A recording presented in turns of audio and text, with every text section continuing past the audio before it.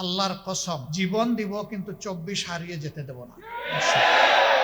কি বাকি আছে? এই জাতি তো জীবন দিতে দিতেই এই জায়গায় এসেছে। আমাদের কি জবাব শহীদ পরিবারের সদস্যবৃন্দের কাছে? কি জবাব? এখনো ভাঙ্গা পা হাত নিয়ে, বুকে মাথায় পিঠে গুলি নিয়ে যারা এখনো প্রতি রাত ঘুমাতে পারে না, কাতরায় কষ্টে যন্ত্রণায় কোনো কাজ করতে পারে না, তারা যুবক যুবতী হয়ে গেছে এখন পঙ্গু, তাদের কাছে আমাদের কি জবাব?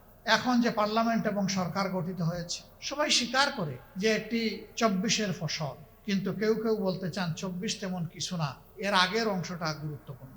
আমরা তো বলছি না আগের অংশ অগুরুত্বপূর্ণ, কারণ সেই অংশেই তো আমরা আমাদের মাতার তাজ 11 জন নেতৃবৃন্দকে হারিয়েছি, সেই অংশেই তো আমাদের শত শত সহকর্মীকে হারিয়েছি, সেই অংশেই তো আমাদের ভাই বোনেরা আয়নাগরের সঙ্গে হয়েছে, সেই অংশেই তো লাখো লাখো মানুষ আমাদের সহকর্মীরা বারবার কারাগারে চলে গিয়েছে, সেই অংশেই তো আমাদের সহকর্মীরা চাকরি হারিয়েছে, সেই অংশেই তো বাড়ি ঘরে ঘুমাতে পারেনি।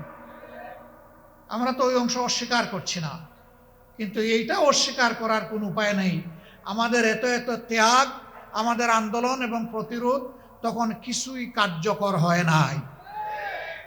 যা এসে কার্যকর রূপ পেয়েছে 24-এ, এই 24-কে স্বীকার করতে এত হীনমন্যতা কেন? এই 24 না হলে আজকে আমি এইখানে বক্তৃতা দিতে পারতাম না, এই 24 না হলে আজকে বিরোধী দল হতে পারতাম না, বিরোধী দলের নেতা হতে পারতাম না, এমপি নির্বাচিত হতে পারতাম না, পার্লামেন্টের মুখ দেখতে পারতাম না, ঠিক অনুরূপভাবে তারেক সাহেব প্রধানমন্ত্রী হতে পারতেন না। আর যে সমস্ত মন্ত্রীরা আজে বাজে কথা বলে, কেউ তো সংসদের ভিতরেই বলে ফেলে, আর কেউ টক শোতে গিয়ে বলে, দায়িত্ব জ্ঞানহীন কথা বলে, দেশ বিরোধী কথা বলে, আমরা যখন সংসদে এই বিষয়গুলো তুলে আনি তখন বলা হয় এগুলা সংসদের বাইরের ব্যাপার। আবার আমাদেরকে যখন আঘাত করা হয় তখন শুধু সংসদের বাইরের ব্যাপার না, আধা শতাব্দী আগের বিষয়গুলো নিয়ে আসা হয়। চিংড়ি মাছের জীবন, লাফ দিলে পিছনের দিকে যায়, সামনে রাস্তা খুঁজে পায় না, এই জাতি আগাবে কিভাবে? আমরা সবসময় বলে আসি যে আসেন সামনাটা দেখি, এগিয়ে যায়, যেই অঙ্গীকার নিয়ে 24 হয়েছে সেই অঙ্গীকার বাস্তবায়ন করি, বড় কিছু নয়।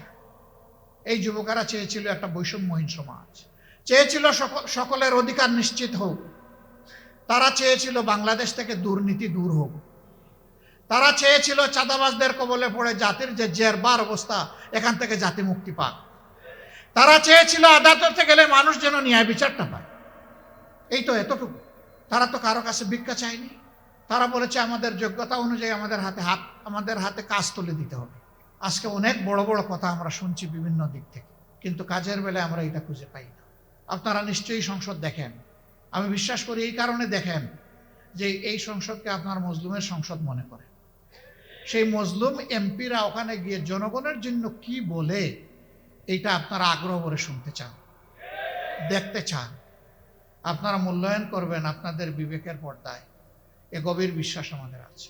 জুলাইয়ের সবচেয়ে বড় দাবি ছিল ফেসিবাদ যাতে বাংলাদেশে আর ফিরে না আসে, এই জন্য সংস্কার সাধন করা, একটা নতুন বাংলাদেশ গড়ে তোলা, অতীতের পচা রাজনীতিকে বিদায় জানানো, নতুন রাজনীতিকে আলিঙ্গন করা, মানুষকে আশাবাদী করে তোলা।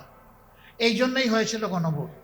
সেই গণভোটের ব্যাপারে বলা হয় এটা তো সংবিধানে নাই, বলা হয় এই 4 প্রশ্ন এত জটিল, আমি বুঝতে লাগে 4 ঘন্টা, জনগণ কিভাবে ভোট দিল? কেন? এই 4 প্রশ্ন তো 17 দিন আগে থেকে প্রচার করা হয়েছে, সকল মিডিয়ায় খুলাসা করা হয়েছে, গোপন রাখা হয়। আপনারা বুঝাতে চান যে জ্ঞান বুদ্ধি শুধু আপনাদের আছে, এই দেশের 18 কোটি মানুষের নাই? তা তো মানুষকে আপনারা অপমান করছেন। আমি মূর্খ হতে পারি, কিন্তু আমার জাতি তো মূর্খ, আমি কথা বলতে পারি না। সম্মানিত ভাইয়েরা, 4 প্রশ্ন জাতি যদি না বুঝে তো 31 প্রশ্ন বুঝে কিভাবে? এগুলো সব গুজামিল, ভাওতাবাজি।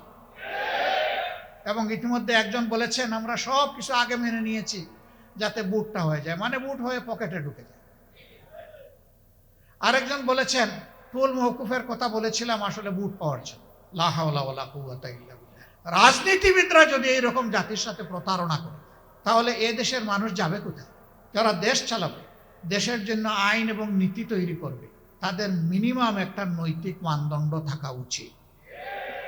ইলেকশনের আগে তারাও বললেন, আমরাও বললাম, সবাই গণভোটে হা বলুক, জনগণ 70 ভাগের মতো হা বললো। এখন তারা বলেন যে 51% মানুষ আমাদেরকে রায় দিয়ে পাঠিয়েছে, আমরা এটা মানবো না কারণ আমরা সংখ্যাগরিষ্ঠ।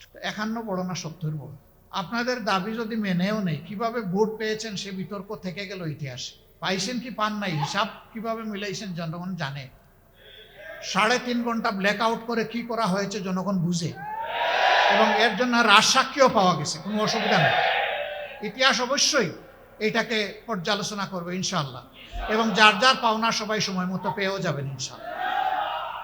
70 ভাগ মানুষের রায়কে অগ্রাহ্য করে এখন আমাদেরকেও বলা হচ্ছে আপনারাও আসেন, এই অগ্রাহ্যের মিছিলে আপনারাও শরীক হয়ে যান। সংসদে আমাদেরকে অনেক সংবিধান শেখানো হয়, অবৈতনিক কিছু শিক্ষক আছেন, হাবভাব যে দুনিয়া সব কিছু ওনারা বুঝেন। তা আমি একটু জিজ্ঞেস করতে চাই, সংবিধান সংশোধন কমিটি নামে কোনো কমিটি কোনো বিধিতে কোনো সংবিধানে আছে কিনা? যদি না থাকে তো এটা কেন? এটা হচ্ছে জুলাইকে ভুলিয়ে দেওয়া, এটা হচ্ছে গণভোটকে ভুলিয়ে দেওয়া। আমরা পরিষ্কার প্রতিবাদ করে ওয়াকআউট করেছি। আপনারা জনগণের রায়কে অপমান করতে চান, করেন, জনগণ সেইটা বিচার করবে। আমরা জনগণের সাথে আছি, তাদের রায়ের পক্ষে আছে, লড়ে যাব, লড়াই করতেই থাকব, এবং আমরা গভীরভাবে আস্থা রাখি ইনশাআল্লাহ এই 70 ভাগ ভোট বৃথা যাবে না, এই গণরায় বাস্তবায়ন হবে ইনশাআল্লাহ। সেই পর্যন্ত সমাধান যদি সংসদে না হয়, সমাধান হবে রাজপথে ইনশাআল্লাহ। এই দেশকে আমরা ভালোবাসি, এই দেশ কোনো একক দলের নয়, এই দেশ প্রত্যেকটি নাগরিকের, ধর্ম বর্ণ নির্বিশেষে। আরেকটা কথা বন্ধুগণ, প্রতিবেশী দেশ সম্পর্কে এখানে অনেকেই আক্ষেপ প্রকাশ করেছে। আমরাই একমাত্র দল যাদেরকে তারা পছন্দ করে না। তারা বলেছে বাংলাদেশের সকল দলকে ভারতের মাটিতে আমন্ত্রণ, শুধুমাত্র জামাতে ইসলামী লাল কার্ড। আমরা এই লাল কার্ডের পরোয়া করি না। আমরা ভারতের বুকে আশ্রয় নেওয়ার কোনোদিন চিন্তাও করি না। এই দেশ আমাদের দেশ, আমাদের আশ্রয়ের জায়গা 18 কোটি মানুষের অন্তর ইনশাআল্লাহ। আমরা তাদের হৃদয়ে আশ্রয় নিতে চাই, এবং আমাদের হৃদয়ে বাংলাদেশকে ধারণ করতে চাই। এই জন্য বরাবর বলেছি আমাদের কোনো কৃষি খালার দেশ নাই, আমাদের দেশ বাংলাদেশ। এই স্লোগান অনেকেই দেন কিন্তু বাস্তবে প্রমাণ দিতে পারেন না। আলহামদুলিল্লাহ আমাদের নেতৃবৃন্দ জীবন দিয়ে ফাঁসের তক্তার উপর দাঁড়িয়ে প্রমাণ করেছেন বাংলাদেশই আমাদের ঠিকানা। আমরা সেই নেতৃবৃন্দের রেখে যাওয়া আমানতের সম্মান রক্ষা করব ইনশাআল্লাহ। ভারত আমাদের প্রতিবেশী, তাদের সাথে আমরা সৎ প্রতিবেশীর আচরণ করতে চাই, এবং তারাও আমাদের সাথে সৎ প্রতিবেশীর আচরণ করছে ওটাও দেখতে চাই। এর ভিন্ন কোনো সম্পর্ক কারোর সাথেই আমাদের থাকবে না। আমাদের পররাষ্ট্রনীতি স্বাধীন, এ দেশ তার পররাষ্ট্রনীতি কারোর ডিকটেশনে চলুক এটা আমরা চাই। এটা জনগণের অভিপ্রায়ে চলবে ইনশাআল্লাহ। সম্মানিত ভাই বোনেরা, অনেক কথা বলে ফেললাম। শহীদ পিতারা বলে গেছেন যে তাদেরকে হুমকি দেওয়া হচ্ছে। এই হুমকি আপনাদেরকে নয়, কার্যত এই হুমকি জাতিকে দেওয়া হচ্ছে, এই হুমকি আমাদেরকে দেওয়া হচ্ছে। আপনারা আমাদেরকে আলাদা ভাবছেন কেন? আমরা তো প্রথম দিনই আপনাদের ঘর বাড়িতে হাজির হয়ে বলে দিয়েছি যে এখন থেকে আপনাদের পরিবারের সদস্য আরেকটা সদস্যের নাম হচ্ছে বাংলাদেশ জামাত ইসলাম। আমরা আপনাদের পরিবারের সদস্য হয়ে আছি। হয়তো পারি না সবসময় খোঁজখবর নিতে মনে চাইলেও, কিন্তু আমাদের অন্তরে আপনারা 7 দিন 24 ঘন্টায় আছেন, থাকবেন। এই ঋণ পরিশোধ করার কোনো শক্তি আমাদের নাই, কিন্তু আমরা চেষ্টা করে যাব যাতে আপনাদেরকে সম্মানটুকু দেখাতে পারি। আল্লাহ যেন এই শক্তি আমাদেরকে দান করে। আপনাদের নিরাপত্তা আমাদের নিরাপত্তা। আমরা ভয় পাই না, ভয় পাই শুধু আল্লাহ রাব্বুল আলামিন। আর কাউকে কোনো পাত্তাই দেই না, পাত্তা দিব না ইনশাআল্লাহ। আহত পঙ্গু ভাইয়েরা যারা আছেন তাদের জন্য বড় দুঃখ। শহীদ হয়ে যারা চলে গেল আমরা বিশ্বাস করি তারা তো জান্নাতের পাখি হয়ে গেল। কিন্তু যারা এই যে বেঁচে আছে কষ্ট নিয়ে, তাদের জন্য বড়ই কষ্ট লাগে। আসলে তাদের জন্য কার্যকর কিছু আমরা করতে পারি, আমরা বড় লজ্জিত। সরকার পারে। এই জন্যে এই বাজেট সেশনে 2 বারে এই দাবি উত্থাপন করেছি যে মেহরবানি করে তাদের বিষয়টা সর্বাধিক অগ্রাধিকার দিয়ে দেখতে হবে। রাষ্ট্র যদি না দেখে তাহলে এই রাষ্ট্র হবে অভিশপ্ত রাষ্ট্র, এই রাষ্ট্র হবে অকৃতজ্ঞ রাষ্ট্র, নিমক হারাম রাষ্ট্র। আমরা আশা জাগাইয়ে রাখতে চাই যে এই রাষ্ট্র নিমক হারামি করবে না এদের সাথে, কিন্তু যদি করে তাহলে অতীতে যেমন নিমক হারামদের কোনো ভালো পরিণতি হয়নি, বর্তমানেও হবে না। সম্মানিত ভাই বন্ধুগণ, যারা এসেছেন তাদের কাছে আমরা কৃতজ্ঞ। কৃতজ্ঞতার ভাষা খুঁজে পাই না, হারিয়ে যাই। আবেগ আসে, কান্না আসে, চোখ দিয়ে পানি পড়ে না, রক্ত পড়ে।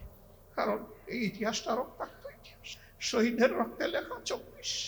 হে রব্বুল আলামিন, তুমি এই শহীদদেরকে কবুল করার দেশটাকেও কবুল করো। ইয়া আল্লাহ, এটাকে সম্মানের, শান্তির, অগ্রগতির একটা দেশ বানিয়ে দাও, ন্যায় বিচারের একটা দেশ বানিয়ে দাও, আমাদের যুবকদের স্বপ্নের প্রত্যাশার দেশ বানিয়ে দাও, যেন আমরা মরার সময় শান্তি নিয়ে মরতে পারি, যে আমাদের জেনারেশনের হাতে, পরবর্তী জেনারেশনের হাতে একটা বাসযোগ্য সম্মানের দেশ আমরা তুলে দিতে পারলাম। আমাদের জন্য দোয়া করবেন।